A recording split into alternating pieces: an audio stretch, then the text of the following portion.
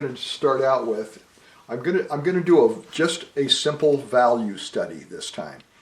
The value is just simply the light and dark of a color, and value is how you create the illusion of depth.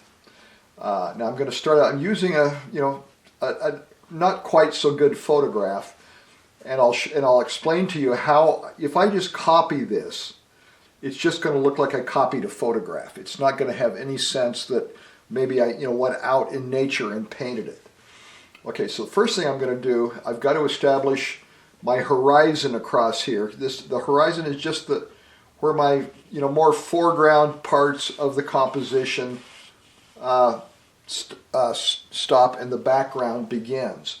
Now I'm going to start over here. Let's see, I'm going to come in here and get the river. See, the river goes about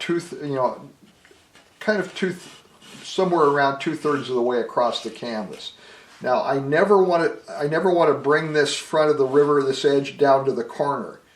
If I bring this line down to the corner, then this arrow or this line, and this line forms an arrow that points away from the canvas. So that's something I don't want to do. So now I'm just sketching in, getting in the basics of the landscape here. And so so my water is going to go, it converges, goes off to the right, goes back to the left and around. Okay, so now on this area over here, I've got some trees standing there. Now what I'm going to do is, I think I'm going to make those trees a little taller than they are in the photograph. Cameras tend to compress your imagery. The further you get from the camera, the smaller things look. If you've ever had the experience of going out and taking a photograph of this wonderful looming mountain that's just huge in front of you, and then you look at your photograph and that mountain has shrunk. It's because the camera really reduces things as they move away. So that's just one of the things to be aware of. Okay, I've got these trees on this side, and there's some rocky shoreline, and I'm just going to put something in here to indicate that rocky shoreline. When I'm sketching, I'm not looking at any detail. I'm just getting the basic shapes in. Now I've got this hillside on the right, comes up in, and it goes up at a much steeper angle, and it's tree covered. But these trees are a little further away than the trees. In the photograph, these trees are the same darkness as those trees. So you don't really see the value very well. You trust the value relationships because it's a photograph. But if I paint it that way, it's going to look amateurish. So there, I've got. Okay, now there's this hillside back here that comes across.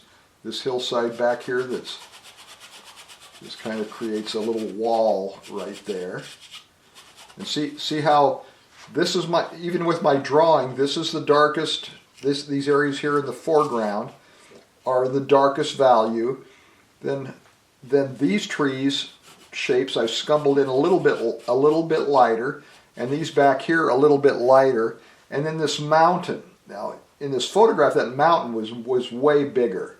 So what I'm going to do, I'm going to start up in here with that mountain, and I'm going to that peak up there. But see, that's probably more how that mountain felt when I was doing the photograph. Now I'm not going to put color in this. I'm just going to do a value study. So I'm going to take my warm and cool muds and a little bit of white. I'm fudging my color a little bit here, but I want a really nice dark mud for my darkest value. Okay, the thing that's closest to the viewer, that's standing up, the face of these rocks. I've got the rocks in here, right along that shoreline. And see, I'm not painting rocks. I'm just looking at where those shapes are. And then I'm coming over here, there's rocks down here in the front parts of this. There's a rocky little area going up on this side. Okay, so now while I'm going to make this, see, I should probably put just a little bit of white in this. Now remember, I'm just doing value study, no color, and I have to keep reminding myself of that. Now the trees over here that I'm putting in now are just a little bit lighter than these darks down here in the foreground. That helps to push these trees back a little bit. See, if I were painting, I would nudge these trees a little bit towards green. But here I'm only concerned about the value. And I want to sketch these in. When you're blocking in a painting, do it quickly. The quicker you do, the quicker you get your painting blocked in, the more spontaneous it will look. If you start doing a lot of illustrating at the very beginning, you're going to lose a lot of the spontaneity in your painting. Okay, now here's where we start diverging from the photograph. Okay, these trees are closer to the viewer. These trees are further away, but in the photograph, and you'll find this a lot in your photographs, that and that are the same value. What I have to do now, see, I'm going to put a little touch of color there to make sure I am a little bit lighter. Now I'm going to block these trees in. I'm going to use a little thicker paint. I'm going to make these trees, you can see that these trees now are a little bit lighter.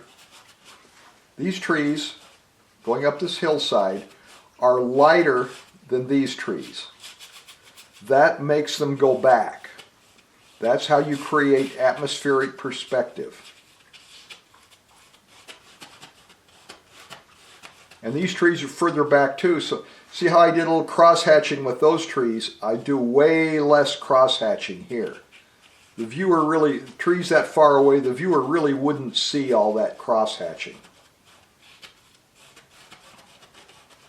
Okay, now I'm going back to this hillside back here that's kind of creating that wall at the back of the canvas. So now I'm going to add more white to this color. If I were, I'll do this painting again with color when I get done here. If I'm doing this color, this wall of trees will be lighter and bluer. Everything not only gets lighter as it goes back, but it gets bluer. There's a lot of blue light bouncing around in the atmosphere. All that water vapor that's in the atmosphere. And see, I'm not doing like a coloring book here. I'm not leaving spaces between my colors. I'm mushing color into color. Okay, so there's that's that next wall of trees going back. Now the furthest back mountain is going to be even lighter. And I don't have to, these foreground areas I put in mostly with vertical brush strokes because I want to get kind of the hint indication of trees. Back here, this mountain is so far away you would not see any indication of individual trees. So I'm blocking this in just as the shape.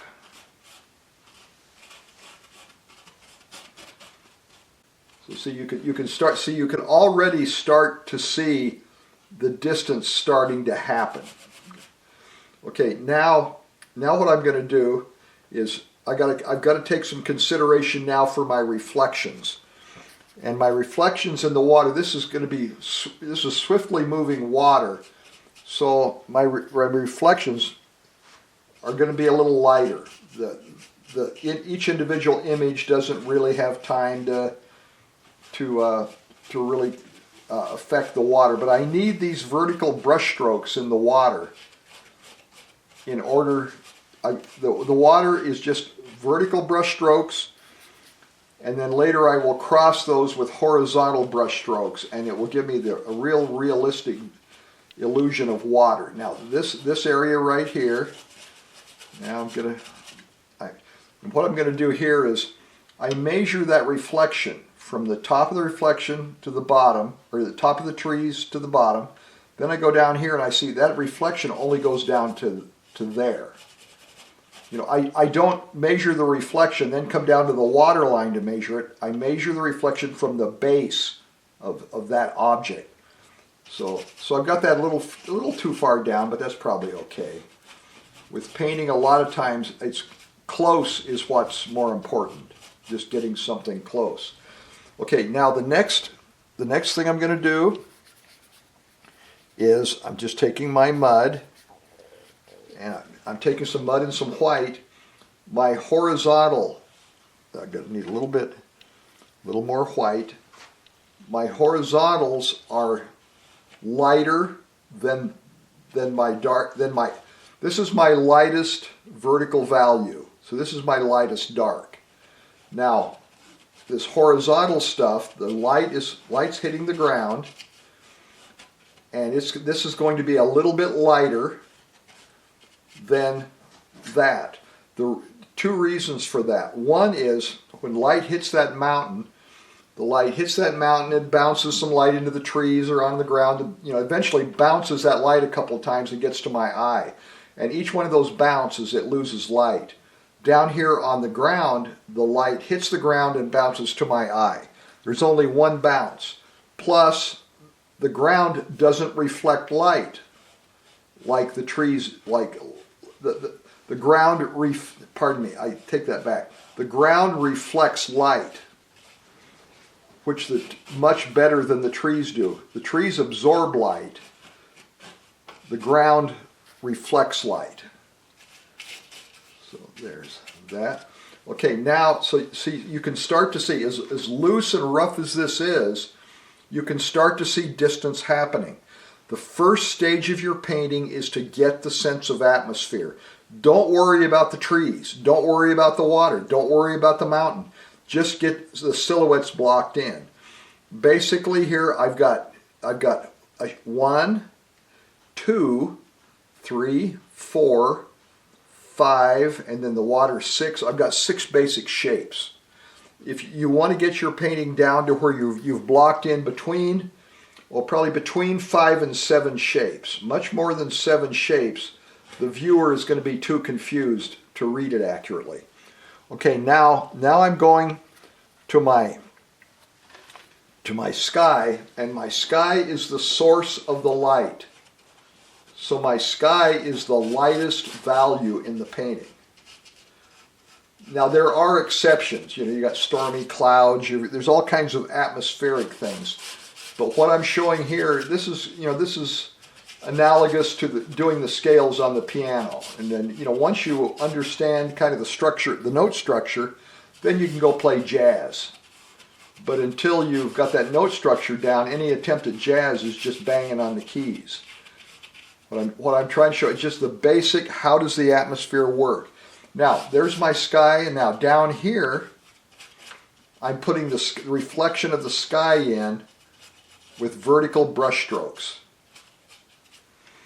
Okay, now, just as a final little, you know, put the icing on the cake, this, I'm going to now take some of the sky value, and I'm just going to put a few horizontal brush strokes here to indicate the ripples in the water.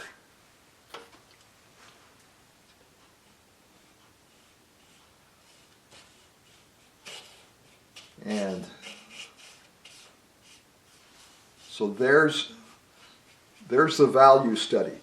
Now what I would recommend, if you really want to learn to paint, one of the quickest ways to make progress is to get a bunch of little like 4x5 panels, 4x5, you know, 6x8, 5x7.